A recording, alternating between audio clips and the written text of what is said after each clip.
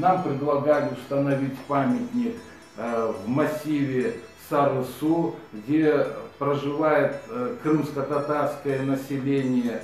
Но позиция орггруппы была такова, что Медиев личность историческая, он жил и творил в начале 20 века. Там, где он работал, здания эти сохранились до сегодняшнего дня, поэтому наше предложение, наша позиция была такова, что памятник должен быть установлен в исторической части города.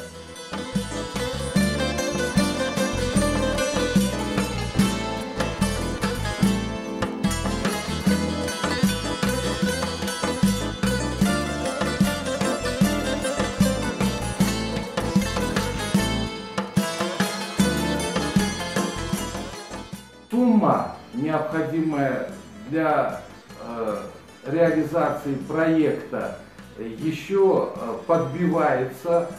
После того, как будет утвержден проект, будет и определена окончательная сумма.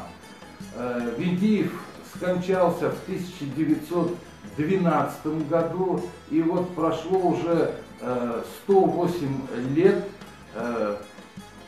До этого момента памятник крымско-татарскому видному общественно-политическому деятелю до сего времени он отсутствует. Поэтому предоставлена возможность реализовать данный проект, и я призываю крымско-татарскую общественность активно включиться в работу.